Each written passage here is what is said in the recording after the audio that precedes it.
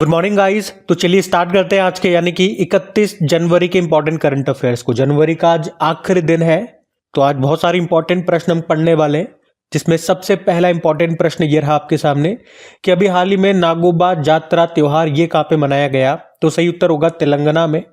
तो कौन सा त्योहार है, कौन सा फेस्टिवल है? नागोबा जात्रा। ये भारत के आदिलाबाद जिले तेलंगाना में आयोजित एक हिंदू आदिवासी त्योहार है, और आप यूं भी कह सकते हो कि गोंड जनजाति के द्वारा इसे मनाया जाता है। गोंड जनजाति के मेसराम कबीले के द्वारा मनाया जाने वाला ये दूसरा सबसे बड़ा आदिवासी त्योहार है। अगर ये दूसरा सबसे बड़ा आदिवासी त्योहार है, आप पूछोगे तो पहला सबसे बड़ा आदिवासी त्योहार किसे कहा जाता है, तो वो है मेदराम जात्रा। इसे समक्का सरलम्मा के नाम से भी जानते हैं, वो भी तेलंगाना में ही मनाया जाता है। और ये जो मेदराम जात्रा है, ये आदिवासियों का तो सबसे बड़ा त्योहार हो गया, या आदिवासियों का सबसे बड़ा मेला मैंने बोल दिया।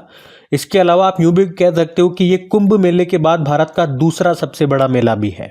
तो इस प्रश्न में तो हम बात कर रहे हैं नागोबा जात्रा की। तो इसमें गोंड जनजातियों के गुसाड़ी नृत्य का प्रदर्शन किया जाता है।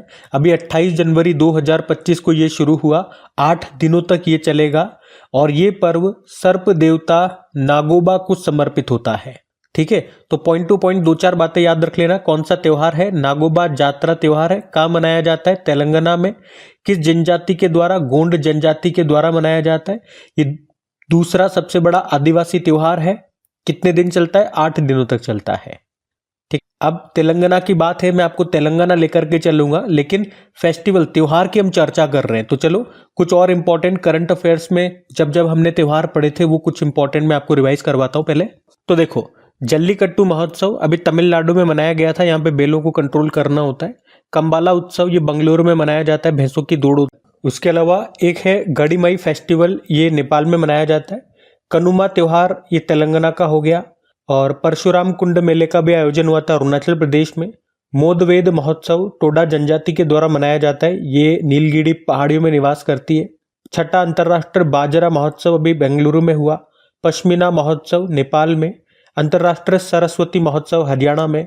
अभी पांगसाउ पास अंतर्राष्ट्रीय महोत्सव मनाया गया अरुणाचल प्रदेश में। भारत का सबसे पुराना पुस्तक मेला बोई मेला ये कहाँ पे लगा? कोलकाता में, जिसमें थीम कंट्री जर्मनी है इस बार।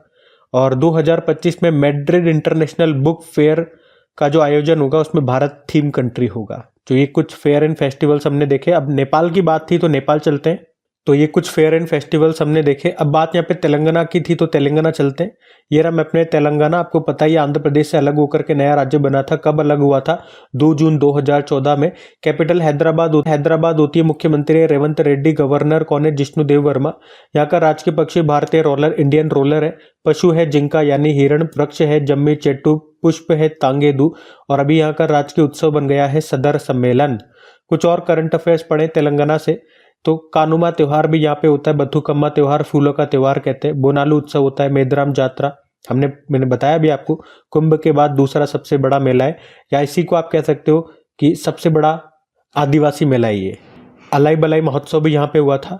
अभी इंडियन ट्रेवल अवार्ड्स में बेस्ट एयरपोर्ट का दर्जा मिला राजीव गांधी इंटरनेशनल एयरपोर्ट को, जो हैदराबाद में है। स्वास्थ्य मंत्रालय के अनुसार शवदाताओं के अंगदान में देश में टॉपर तेलंगाना है।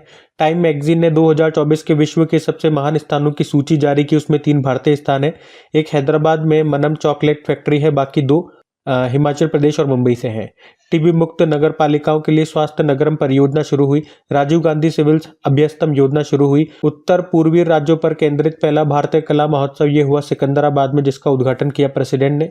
नीति आयोग के महिला उद्यमिता चैप्टर में शामिल होने वाला पहला राज्य बना तेलंगाना। जाति सर्वेक्षण शुरू करने वाला तीसरा राज्य बना तेलंगाना।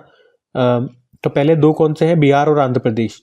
उसके अलावा हमारे रक्षा मंत्री जी ने तेलंगाना के विकाराबाद जिले के दामगुंडम वन क्षेत्र में नौसेना का दूसरा वेरी लो फ्रिक्वेंसी वाला रेडार स्टेशन की आधारशिला रखी थी। गुसाड़ी लोक नर्तक कनक राजू का निधन हो गया। वे राजगोंड जनजाति से थे। और आज जो हमने फेस्टिवल पढ़ा ना, नागोबा जात्रा त्योहार, वो भी गोंड जनजाति के द्वारा ही मनाया जाता है। तो दोनों को रिलेट करके याद रख लेना। उसके अलावा अभी रायतु भरोसा योजना यहाँ शुरू हुई थी। किसानों को प्रति एकड़ 12,000 रुपये दिए जाते।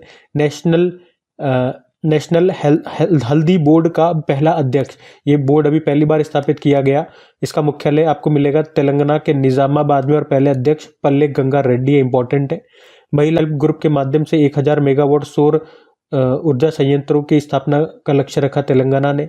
मोदवेथ महोत्सव पढ़ा हमने, टोडा जनजाति के द्वारा मनाया जाता है तेलंगाना में, और ये निवास करती है नीलगिरी पहाड़ियों में। ये प्रश्न एग्जाम में आ चुका है, याद रखना। अभी 2-3 योजनाएं और शुरू की थी यहाँ पे। ये राइतु भरोसा हमने देख लिया। उसके अलावा इंदिरम्मा आत्मीय भरोसा योजना, भूमिहीन कृषि मजदूर परिवारों को सालाना 12,000 रुपये मिलेंगे। इंदिरम्मा इंदू योजना, बेघर दलितों आदिवासियों को इसमें घर बनाने के लिए 5 लाख रुपए मिलेंगे। तो तेलंगाना से इतना सब कुछ अभी हमने करंट अफेयर्स में देखा। ध्यान में रखना। अगला प्रश्न देखते हैं। फिर अगले प्रश्न में देखिए, अगले में पूछ रहे कि गणतंत्र दिवस परेड 2025 में राज्यों और केंद्र शासित प्रदेशों की श्रेणी में किस राज्य की झांकी को प्रथम स्थान मिला? तो आंसर होगा उत्तर प्रदेश। तो अभी केंद्रीय रक्षा मंत्रालय ने गणतंत्र दिवस परेड 2025 के सर्वश्रेष्ठ मार्चिंग दस्तों और झांकियों के विजेताओं की घोषणा कर दी है। बिल्कुल पॉइंट टू पॉइंट मैं आपको बताता हूं, जो आपके एग्जाम के पॉइंट ऑफ व्यू से काम की बात है वो बताता हूं। पहले तो ये याद रखना है, इसमें 2 तरह से चुना गया है। एक तो वो जिसे जजेस के द्वारा, ज्यूरी पैनल के द्वारा चुना गया है, और एक में पीपल चॉइस कैटेगरी की बात की है, मतलब जिसमें लोगों ने, हमने आपने मिलकर के वोट डाले हैं और उस तरह से सिलेक्शन हुआ है। तो 2 तरह से सिलेक्शन हुआ है। पहले मैं आपको बता रहा हूँ, जिसे जजों के द्वारा, ज्यूरी पैनल के द्वारा चुना गया है, जिसे आप ऑफिशियल कैटेगरी बोल सकते हो।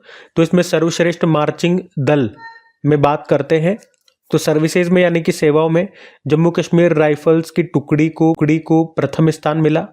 उसके अलावा सीएपीएफ या अन्य सहायक बलों में दिल्ली पुलिस मार्चिंग दस्ते को पहला स्थान मिला। वहीं प्रश्न में तो राज्य और यूनियन टेरिटरी की कैटेगरी में पूछा है, तो इसमें प्रथम स्थान पे उत्तर प्रदेश की झांकी रही है, जिसका थीम क्या था, विषय क्या था, महाकुंभ के ऊपर थीम थी। महाकुंभ 2025 स्वर्णिम भारत विरासत और विकास। दूसरे स्थान पे त्रिपुरा और तीसरे पे आंध्र प्रदेश की रही। वहीं मंत्रालयों में या विभागों की श्रेणी में कौन सी झांकी टॉप पे रही थी, किस मंत्रालय की झांकी?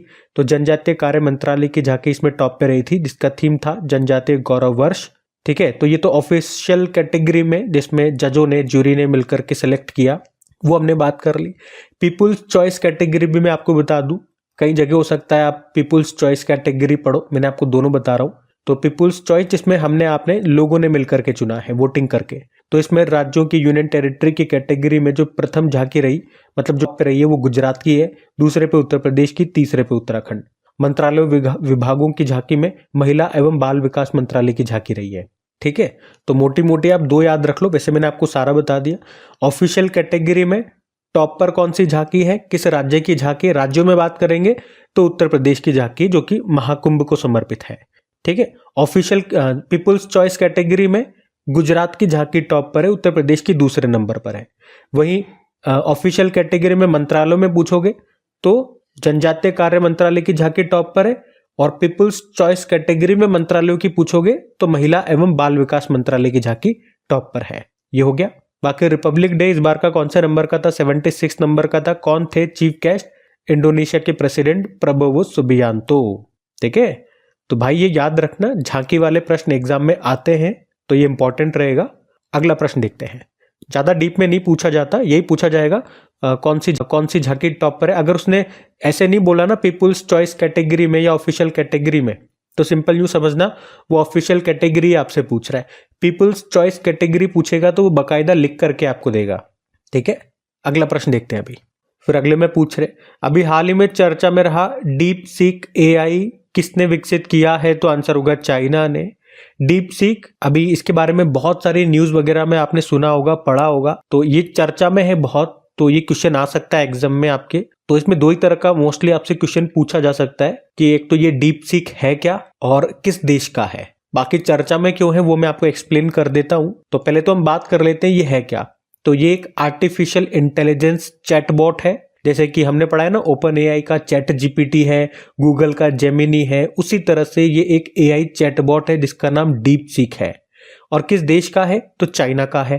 ठीक है, ये 2 पॉइंट आप याद रख लो। अब मैं आपको समझाते रहा हूं ये न्यूज में क्यों है। तो एक्चुअली में अभी जो एप्पल, जो आईफोन कंपनी है, एप्पल का जो ऐप स्टोर होता है उसमें चैट जीपीटी को पछाड़ते हुए सबसे ज्यादा डाउनलोड इस डीप सीक के हो गए हैं। ये बिल्कुल फ्री होता है।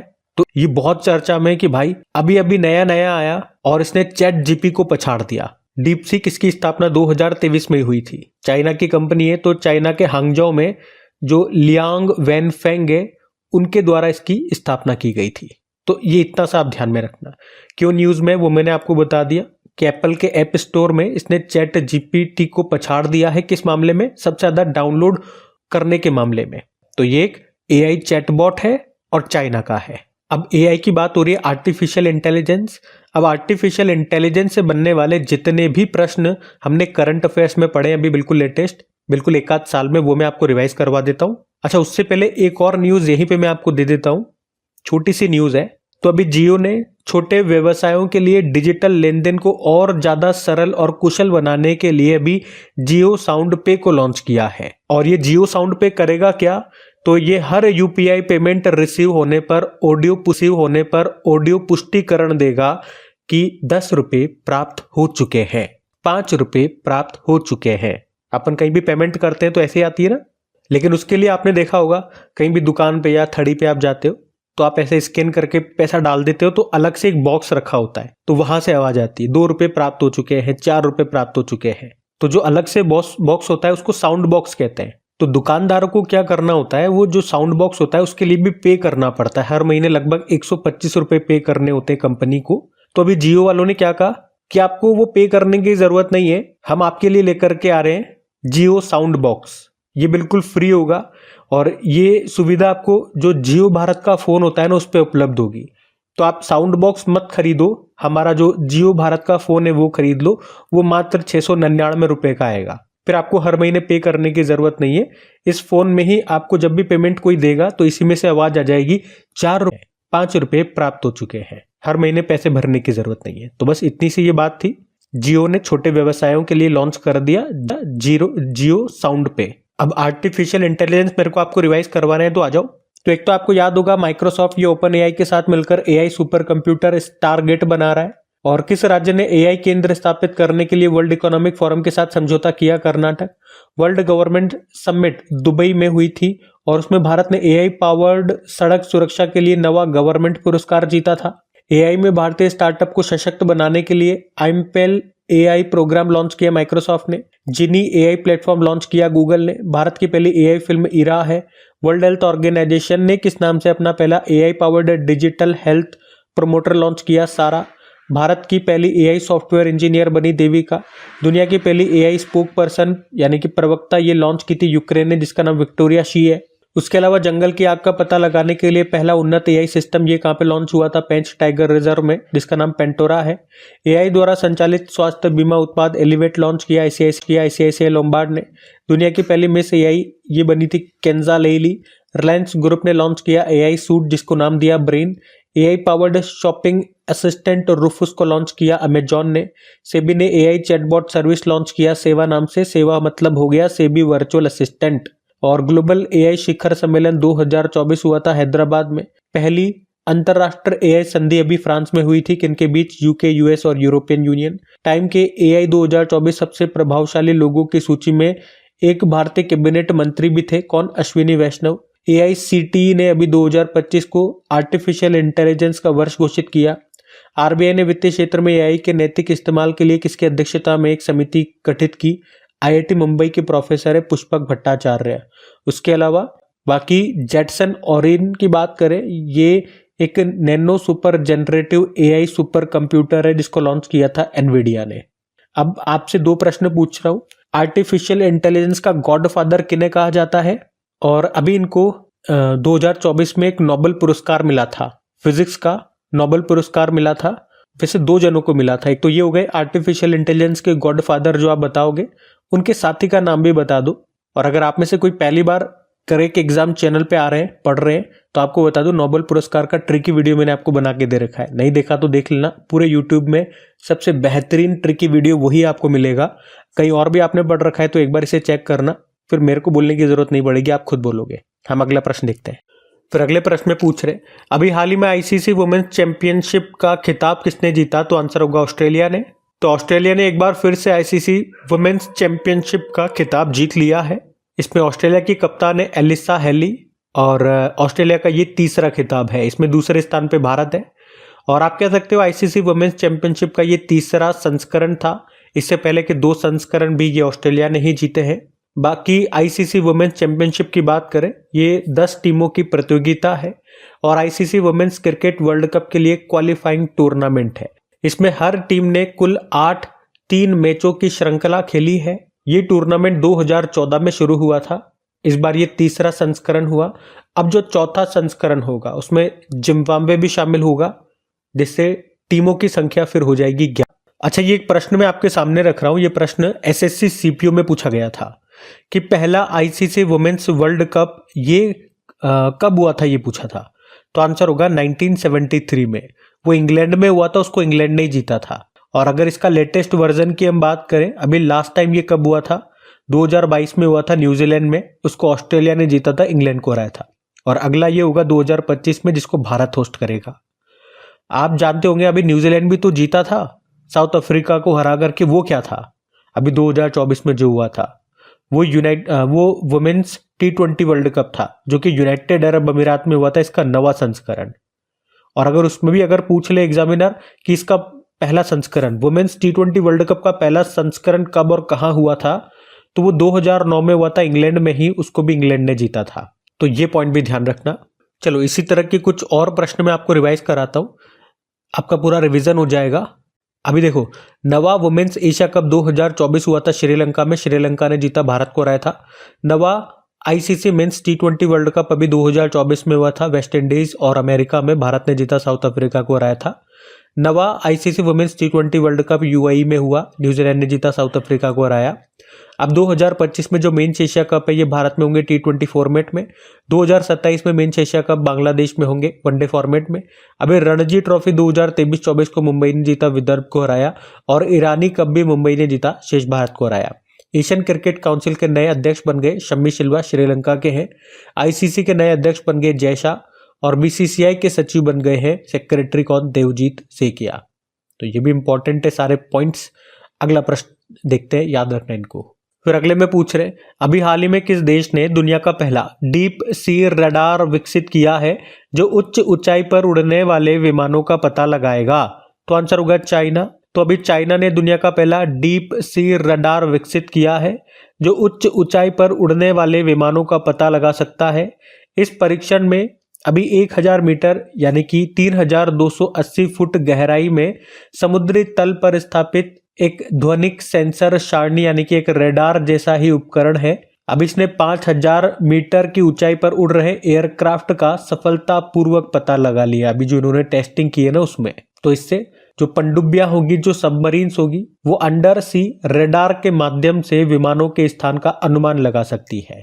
तो याद रखेंगे, अभी चाइना ने दुनिया का पहला डीप सी रेडार विकसित किया है जो उच्च ऊंचाई पर उड़ने वाले विमानों का पता लगा सकता है। अच्छा, ये डीप सी रेडार से आपको कुछ याद आ रहा होगा, एक डीप सी मिशन हम लोगों ने पढ़ा था। पहले तो आप ये बताओ, डीप सी मिशन बोल दूं या डीप ओशन मिशन बोल दूं? इसको हमने कब शुरू किया था? हमारे जो अर्थ साइंस मिनिस्ट्री है, पृथ्वी विज्ञान मंत्रालय ने, उसने जून 2021 में इसको लॉन्च किया था चेन्नई से। और समुद्रयान इसी मिशन का हिस्सा है, जिसके अंतर्गत हम एक पनडुब्बी को समुद्र के अंदर भेजेंगे।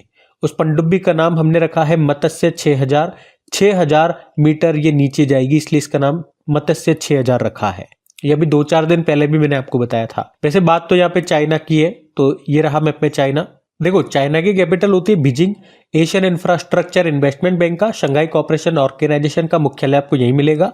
करेंसी रेनमिन भी हो गई, प्रेसिडेंट है शी जिनपिंग। उसके अलावा अभी जो सितंबर में ही पिछले साल 8वीं एशियाई पुरुष हॉकी चैंपियंस ट्रॉफी का आयोजन हुआ था चीन के हुलिंगुर में। इसको भारत ने जीता, चाइना को हराया था। दुनिया का पहला मीथेन संचालित रॉकेट लॉन्च किया चाइना ने, जुके-2 उसका नाम है। चीन ने कहा कि वो 2025 में गोबी रेगिस्तान में दुनिया का पहला thorium molten salt nuclear power station शुरू करेगा। उसके अलावा दुनिया की पहली high speed carbon fibre train बनाई चाइना ने। दुनिया का सबसे बड़ा हाइड्रो पावर डैम ये चाइना बनाएगा तिब्बत में। किस नदी पर? यारलुंग जांगपो या तसांगपो नदी पर, जिसे भारत में हम ब्रह्मपुत्र के नाम से जानते हैं। चाइना के अंतरिक्ष यात्रियों ने अभी 9 घंटे स्पेस वॉक करके एक नया रिकॉर्ड बनाया। दुनिया की सबसे तेज 400 किलोमीटर प्रति घंटे की रफ्तार से दौड़ने वाली हाई स्पीड बुलेट ट्रेन का भी प्रोटोटाइप चाइना ने लॉन्च किया, जिसका नाम है CR450। और ह्यूमन मेटान्यूमो वायरस HMPV वायरस जो है ये चाइना में फैला। इससे पहले कोविड-19 भी चाइना में फैला था और उस वायरस का नाम SARS-CoV-2 था, जो कोरोना वायरस था, वो एग्जाम में आया था। तो ऊपर वाला भी याद रखना, ह्यूमन मेटान्यूमो वायरस। दुनिया का दूसरा सबसे बड़ा लिथियम भंडार ये चाइना में मिलेगा, दूसरे नंबर पे, पहले पे चिली देश है। और दुनिया की सबसे लंबी एक्सप्रेसवे सुरंग ये चाइना में बन गई है, जिसकी लंबाई है 22.13 किलोमीटर, जिसका नाम है तियान शान सेंगली सुरंग। ठीक है, तो चाइना से ये सब प्रश्न हमने पढ़े, अभी ध्यान में रखना। अगला प्रश्न फिर अगले में पूछ रहे, अभी हाल ही में उद्योग, विज्ञान और चिकित्सा के लिए भांग की खेती को किसने मंजूरी दे दी है? तो आंसर होगा हिमाचल प्रदेश ने। तो अभी हिमाचल प्रदेश सरकार ने भांग, जिसे आप अंग्रेजी में कैनबिस बोलते हो, अभी इसकी नियंत्रित खेती को मंजूरी दे दी है। नियंत्रित खेती मतलब अभी इसे पायलट प्रोजेक्ट के तौर पर मंजूरी दी गई है। अभी हर कोई इसे उगा नहीं सकता है, इसकी खेती नहीं कर सकता है। वहीं की 2 यूनिवर्सिटीज हैं, एक है चौधरी सरवण कुमार कृषि यूनिवर्सिटी और परमार बागवानी यूनिवर्सिटी। इन 2 यूनिवर्सिटी को काम सौंपा गया है कि आप इसकी स्टडी करें, इसका अध्ययन करेंगे और भांग की खेती पर सिफारिशें देंगे। क्योंकि आप जानते हो भांग, इसका इस्तेमाल होता है नशे के लिए, और केवल नशे के लिए नहीं, इसका पॉजिटिव यूज भी होता है।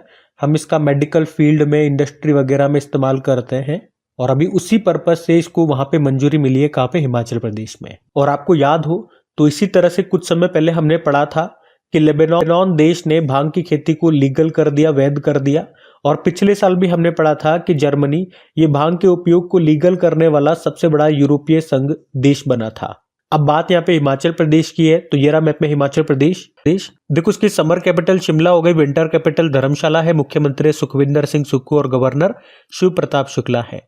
शिपकिला दर्रा यानी कि माउंटेन पास, शिपकिला दर्रा मिल जाएगा, रोहतांग दर्रा, बड़ा चला दर्रा यहाँ मिल जाएगा। और पोंग बांध यहाँ मिलेगा व्यास नदी पर, पंडो बांध भी इसी नदी पर है। बाकड़ा नांगल बांध सतलुज नदी पर मिलेगा, चमेरा बांध रावी नदी पर। उसके अलावा ग्रेट हिमालयन नेशनल पार्क है यहाँ पे, पिन वैली नेशनल पार्क है, Inderkilla national park, Khirganga national park है, सिंबल बारा नेशनल पार्क है। और यहाँ का राजकीय पशु हिम तेंदुआ है, स्नो लेपर्ड है। यहाँ का राजकीय पक्षी है जुजराना, वेस्टर्न ट्रोगोपेन है, वृक्ष है देवदार का, फूल है गुलाबी बुर्रांश, पिंक रोडोडेंड्रोन जिसको कहते हैं। और नाटी, डांगी, छपेली यहाँ के लोक नृत्य है। तो इतना ध्यान रखें आज आप हिमाचल प्रदेश से। हम अगला प्रश्न देखते हैं। फिर अगले में पूछ रहे हैं, अभी हाल ही में HSBC Hurun global Indians list 2024 के पहले संस्करण में टॉपर कौन है? तो आंसर होगा सत्य नडेला। अभी HSBC Hurun global Indian list 2024 जारी हुई है, पहली बार ये जारी हुई है, तो इंपॉर्टेंट है। अब क्या बताया इस लिस्ट में? तो इस लिस्ट में दुनिया की सबसे मूल्यवान कंपनियों में जो भारतीय मूल के लोग शामिल हैं उनके बारे में इसमें बताया है। और जिस कंपनी की वैल्यूएशन सबसे ज्यादा है और उस कंपनी में जो भारतीय मूल के CEO या उसमें अध्यक्ष हैं उन्हें पहला स्थान मिला है। तो कंपनी की वैल्यूएशन के हिसाब से इनको रैंकिंग दी गई है। तो पहले स्थान पे सत्य नडेला है, माइक्रोसॉफ्ट के CEO हैं, ये भारतीय मूल के, आप जानते ही हो। सुंदर पिचई भारतीय मूल के हैं, अल्फाबेट के CEO है। जो गूगल है वो अल्फाबेट की ही पेरेंट कंपनी, जो अल्फाबेट है वो गूगल की ही पेरेंट कंपनी है। तीसरे स्थान पे नील मोहन है जो यूट्यूब में है। ठीक है, तो टॉप 3 याद रख लो, पूरी लिस्ट मैंने आपके सामने लगा दी है। तो किस तरह से रैंकिंग दी गई है वो मैंने आपको बता दिया। भारतीय मूल के जो दुनिया भर में व्यक्ति हैं जिन जिन बड़ी कंपनियों में, उनको इसमें शामिल किया गया। और किस प्रकार से रैंकिंग दी गई, वो जिस कंपनी में है उस कंपनी के वैल्यूएशन के आधार पर रैंकिंग दी गई है कि किस कंपनी की वैल्यूएशन सबसे ज्यादा है। अच्छा, यहाँ पे एक काम करता हूँ, 2025 में हमने कुछ रैंकिंग्स पढ़ी है, कुछ इंडेक्सेस पढ़े, वो मैं आपको रिवाइज करवाता हूँ।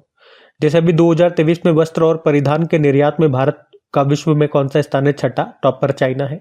ग्लोबल एजिंग इंडेक्स 2025 में भारत 123वें स्थान पर है, टॉपर स्विट्जरलैंड है। इसे नेचर एजिंग मैगजीन ने जारी किया। और टॉम ट्रैफिक इंडेक्स में भारत का सबसे भीड़ भाड़ वाला शहर कोलकाता है, जबकि टॉप पे कोलंबिया का बेरेंक्विला है। और QS world future skill index में भारत की ओवरऑल रैंक 25 है, टॉपर अमेरिका है। कॉफी उत्पादन के मामले में भारत विश्व में 7वें स्थान पर है, टॉपर ब्राजील है। भारत में टॉप पे कर्नाटक हो गया। ग्लोबल फायर पावर इंडेक्स में 4थे स्थान पर है, टॉपर अमेरिका है। एडलमैन ट्रस्ट बैरोमीटर जो भी आया इसमें टॉपर चाइना है, भारत तीसरे स्थान पर है। और नीति आयोग के पहले राजकोषीय स्वास्थ्य सूचकांक में पहले स्थान पे उड़ीसा, फिर छत्तीसगढ़, फिर गोवा है। तो ये 2025 वाले ही मैंने आज आपको रिवाइज करवाया रैंकिंग, ध्यान में रखना। अगला प्रश्न देखते हैं। फिर अगले में पूछ रहे अभी किस देश में आयोजित होने वाले एआई शिखर सम्मेलन में प्रधानमंत्री नरेंद्र मोदी सह अध्यक्षता करेंगे, या इनको सह अध्यक्ष चुना गया? तो आंसर होगा पेरिस। तो फ्रांस ये 10 और 11 फरवरी को एआई समिट, एआई शिखर सम्मेलन की अध्यक्षता करेगा। और फ्रांस के जो प्रेसिडेंट है इमैनुअल मैक्रोन, वो इसकी अध्यक्षता संभालेंगे। और साथ में प्रधानमंत्री नरेंद्र मोदी को इसका सह अध्यक्ष बनाया गया है। आपको याद होगा ये एआई समिट पहली बार 2023 में हुआ था। कहाँ पे? ब्लेचले यूके में, पढ़ा था हमने कई बार। फिर दूसरी बार 2024 में हुआ था सियोल साउथ कोरिया में। अब हो रहा है ये कहाँ पे? पेरिस फ्रांस में। यहाँ पर चर्चा की जाती है कि आर्टिफिशियल इंटेलिजेंस अच्छा तो है, काम आसान कर देगा, लेकिन इससे बहुत सारी परेशानियां भी आएंगी। तो उन परेशानियों का समाधान कैसे करना है, उसी पर बस यहाँ पे चर्चा होती है। अच्छा, इसी तरह से कुछ और सम्मेलन मैं आपको रिवाइज करवाता हूँ अभी, जो न्यूज में रहे थे वो सब। तो देखो, एक तो याद रखना world audio visual entertainment summit, ये अभी फरवरी में होगा, भारत में होगा, नई दिल्ली में, पहली बार हम होस्ट कर रहे हैं। 31वीं राष्ट्रीय बाल विज्ञान कांग्रेस अभी भोपाल में हुआ। ग्रामीण भारत महोत्सव 2025 हुआ नई दिल्ली में, जिसमें आदर्श वाक्य है गांव बढ़े तो देश बढ़े। 28वें राष्ट्रमंडल संसदीय सम्मेलन 2026 हुआ भारत में। इंडिया एनर्जी वीक 2025 हुआ नई दिल्ली में। काशी तमिल संगम 3.0 ये होगा वाराणसी में, जिसका उद्घाटन करेंगे हमारे शिक्षा मंत्री धर्मेंद्र प्रधान। 8वां इंडस फूड जो 2025 हुआ ग्रेटर नोएडा में।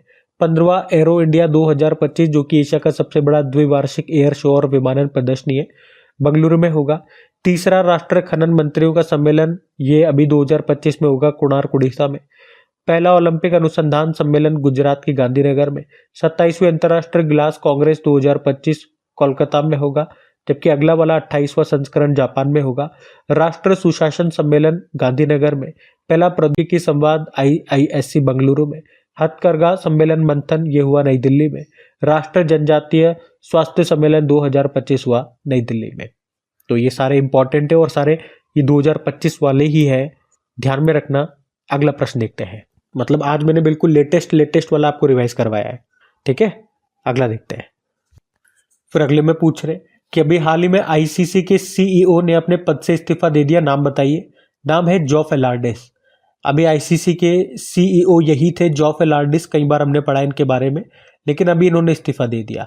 ये नवंबर 2021 में ICC के CEO बने थे, लेकिन अब इस्तीफा दे दिया इन्होंने। अब कौन नए बनेंगे, जब बनेंगे तब मैं आपको बताऊंगा। वैसे अगर ऑप्शन में आप चलोगे तो ये मिलोस वुसेविक, ये सर्बिया के प्रधानमंत्री थे, कल ही हमने पढ़ा इनके बारे में, इन्होंने इस्तीफा दे दिया अपने पद से। ग्रेग बार्कले ये ICC के चेयरमैन थे, अब ये रिटायर्ड हो गए, इनका कार्यकाल समाप्त हो गया, तो नए बन गए जय शाह। आप जानते हो ICC के सबसे युवा चेयरमैन। देखो ICC की बात करें तो ICC की स्थापना होती है 1909 में, हेडक्वार्टर हो गया दुबई UAE में, और इसके चेयरमैन जय शाह हो गए। अच्छा, ICC से ये पॉइंट मैं आपको हमेशा बताता हूँ, आज कुछ एक्स्ट्रा पॉइंट में बताता हूं, जिसमें से ये प्रश्न आपका एग्जाम में आ चुका है। NTPC एग्जाम में पूछा गया था। प्रश्न का पहले उत्तर करने की कोशिश करो आप कि ICC को पहले किस नाम से जाना जाता था शुरुआत में, जब इसकी स्थापना हुई थी ना 1909 में। ये आप जानते हो कब हुई थी? 1909 में। किस नाम से जानते थे तब? इंटरनेशनल क्रिकेट काउंसिल नहीं कहते थे इसको। ये देखो, मैं पूरा ऑप्शन आपके, पूरा प्रश्न आपके सामने रख देता हूं ताकि ऑप्शन आप देख सको। पहले आप खुद से कोशिश करो, वीडियो को पॉज करो और खुद से बताओ आंसर क्या होगा।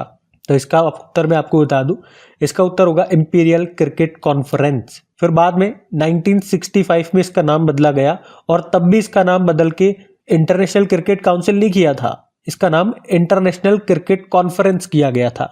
फिर एक और बार नाम बदला 1989 में, तब से इसका नाम हुआ इंटरनेशनल क्रिकेट काउंसिल। तो देखो, इस तरह का प्रश्न भी एग्जाम में आया हुआ है। और मोटो भी याद रखना, क्रिकेट फॉर गुड इसका मोटो होता है। तो इस तरह से एग्जाम में प्रश्न आते हैं। और जो नए स्टूडेंट्स हैं, जो पहली बार हमसे जुड़ रहे हैं, उनको मैं बता दूं, इसी तरह के आपके स्टैटिक प्रश्न निकाल करके मैं आपकी PYQ वाली सीरीज में करवाता हूं। प्रीवियस ईयर क्वेश्चंस वाली सीरीज हमने स्टार्ट की है, जिसमें जो भी करंट अफेयर्स में चल रहा है उससे जो जो स्टैटिक प्रश्न बन सकते हैं वो सारे तो वैसे मैं आपको यहाँ कराता ही हूँ, लेकिन स्पेशली वो प्रश्न जो एग्जाम में पूछे गए हैं वो वाले मैं वहां पे करवाता हूँ। इसी तरह के प्रश्न होते हैं। अभी जैसे ICC न्यूज में आ गया तो ये वाला प्रश्न मैंने उठा लिया जो एग्जाम में आया था और ये आपको करवा दिया। इसी तरह से वहां पे आपको प्रश्न मिलेंगे। तो उससे दो चीजें होंगी, एक तो आपका कॉन्फिडेंस बढ़ेगा क्योंकि आप वो प्रश्न, एक तो स्टैटिक प्रश्न कर रहे हो, इंपॉर्टेंट स्टैटिक प्रश्न जो कि एग्जाम में आए हैं, तो आपका स्टैटिक पार्ट मजबूत हो रहा है। और दूसरी चीज, आपकी नॉलेज बढ़ रही है। ऐसे ऐसे प्रश्न जो आपको लगता है कि हमें तो आ जाने चाहिए लेकिन वो नहीं आते हैं और वो एग्जाम में आए हुए प्रश्न है, तो आपकी नॉलेज भी बढ़ रही है, आपका स्टैटिक का जो भंडार है, आपका नॉलेज का भंडार है, वो बढ़ रहा है। तो वो क्लास आपके लिए बहुत इंपॉर्टेंट है सही महीने में। अभी वैसे वो क्लास रेगुलर नहीं आ रही है क्योंकि मुझे टाइम नहीं मिल पा रहा है और जितना रेस्पॉन्स उस क्लास को मिलना चाहिए था अभी उतना मिल नहीं रहा है, इसलिए मैं भी इतना रेगुलर नहीं हूं। तो आप लोग उस क्लास को देखिए, 10 पार्ट अभी तक आ चुके हैं वैसे उसके, और पसंद आए तो अपने दोस्तों के साथ में स्टडी ग्रुप में शेयर जरूर करना, ताकि मुझे लगे उसमें रेस्पॉन्स है, आप लोग उसे सपोर्ट कर रहे हो, तो मैं भी उसमें रेगुलर रहने की कोशिश करूं। बाकी जयशाह से एक प्रश्न याद आएगा, अभी मैरिलेबॉर्न क्रिकेट क्लब के ये नए सदस्य बन गए थे, ध्यान रखना ये सब। अगला प्रश्न देखते हैं। फिर अगले में पूछ रहे कि अभी राष्ट्रपति द्रौपदी मुर्मू जी के द्वारा प्रधानमंत्री राष्ट्रीय बाल पुरस्कार 2025 कितने बच्चों को प्रदान किया गया? तो आंसर होगा 17 को। अच्छा, ये प्रश्न इंपॉर्टेंट है, इसे ऐसे ही मत समझना कि इस तरह के प्रश्न नहीं आते। इस तरह के प्रश्न एक बार एग्जाम में आ चुका है, आरआरबी ग्रुप डी के एग्जाम में पूछा गया था इस तरह का प्रश्न। और मेरे को थोड़ा सा इसमें कंफ्यूजन है कि शायद इस तरह का प्रश्न मैं करवा चुका हूं, लेकिन श्योर नहीं हूं, तो मैं एक बार फिर से इसको करवा देता हूं ताकि ये प्रश्न छूटे ना। तो अभी प्रेसिडेंट द्रौपदी मुर्मू जी ने प्रधानमंत्री राष्ट्रीय बाल पुरस्कार 2025 प्रदान किए हैं और इस सम्मान को देश भर के 17 बच्चों को उनकी असाधारण उपलब्धियों के लिए दिया गया है। कितने बच्चों को? 17 बच्चों को। इन 17 में भी अगर बात करेंगे तो 10 लड़कियां हैं और 7 लड़के हैं। ये 7 अलग अलग कैटेगरी में ये पुरस्कार दिए जाते हैं। 7 कैटेगरी कौन कौन सी हो गई? जैसे कि कला और संस्कृति में, बहादुरी में, नवाचार में, विज्ञान और प्रौद्योगिकी, साइंस एंड टेक्नोलॉजी, सामाजिक सेवा और पर्यावरण में। जिन बच्चों ने उत्कृष्ट काम किया है उनको ये सम्मान, ये पुरस्कार दिया जाता है। अच्छा, ये प्रधानमंत्री राष्ट्रीय बाल पुरस्कार का संचालन कौन करता है? केंद्रीय महिला एवं बाल विकास मंत्रालय। इसकी स्थापना हुई थी 1996 में। ये पुरस्कार 5 से लेकर 18 वर्ष के बच्चों को उनकी असाधारण क्षमताओं के लिए दिया जाता है। एक बार में मैक्सिमम 25 बच्चों को दिया जा सकता है, तो इस बार 17 को दिया गया। ठीक है, तो ये ध्यान में रखना। तो ये थी हमारी आज की क्लास। कमेंट करके जरूर बताइएगा सेशन आपको कैसा लगा। और आज आपका वीकली करंट अफेयर्स का वीडियो आ रहा है जिसमें 31 जनवरी तक के सारे जो इंपॉर्टेंट प्रश्न हैं वो हम कवर करने वाले। वीडियो शाम तक आपको मिल जाना चाहिए, अगर सुबह नहीं मिल पाए तो कोशिश करूंगा सुबह ही मिल जाए। तो जब भी मिलेगा आप अपने चैनल को, क्रिक एग्जाम चैनल को सब्सक्राइब करके बेल आइकन को प्रेस कर लो ताकि आपको नोटिफिकेशन आ जाए। या अपना टेलीग्राम चैनल है, टेलीग्राम यूज करते हो तो डिस्क्रिप्शन में लिंक दिया है, वहां जाकर के उसे ज्वाइन कर लो, फ्री में ज्वाइन कर सकते हो।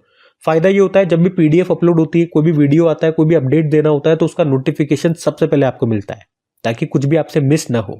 बाकी सेशन अच्छा लगे, मेहनत अच्छी लगे तो प्लीज वीडियोस को सपोर्ट जरूर कीजिएगा, इसे दोस्तों के साथ में स्टडी ग्रुप में शेयर करके। वीडियो को अभी तक लाइक नहीं किया तो लाइक जरूर कर देना। चलो अभी कल के करंट अफेयर्स का मैं आपको क्विक रिवीजन करा दूं, फिर हम सेशन को एंड करते हैं। तो कल पहला प्रश्न पूछा था, अंतरराष्ट्रीय सरस्वती महोत्सव का आयोजन कहां पे किया गया? हरियाणा में। फिर पूछा किस देश ने 2025 को सामुदायिक का वर्ष घोषित किया? यूनाइटेड अरब अमीरात। फिर पूछा अभी WHO ने जॉर्जिया को किससे मुक्त घोषित कर दिया? मलेरिया। और अभी भाषिणी के साथ समझौता करने वाला पहला पूर्वोत्तर राज्य बन गया कौन सा? त्रिपुरा। अभी Soumitra Chatterjee and his world इस बुक को लिखा है संघमित्रा चक्रवर्ती ने। और इसरो ने किस लॉन्च व्हीकल से अपना सुवा मिशन लॉन्च किया? GSLV F-15। और भारतीय समाचार पत्र दिवस मनाया गया 29 जनवरी को। और 2027 तक असम की दूसरी राजधानी कौन सी होगी? डिब्रूगढ़। उसके अलावा फोर्ब्स ने अभी 50 ओवर 50 नाम से ग्लोबल लिस्ट जारी की, उसमें कितनी भारतीय महिलाएं शामिल है? 3। और आखिरी प्रश्न पूछा, सर्बिया के प्रधानमंत्री ने इस्तीफा दे दिया, नाम बताओ? मिलोस वुसेविक। चलो कल का भी होमवर्क प्रश्न देखते और सेशन एंड करते हैं। तो कल आपसे पूछा था कि Oxford book store book cover पुरस्कार 2024 से किसे सम्मानित किया गया? तो आंसर होगा भावी मेहता। आप सभी ने प्रश्न का बिल्कुल सही उत्तर दिया। अब ये रहा आज का आपका होमवर्क प्रश्न।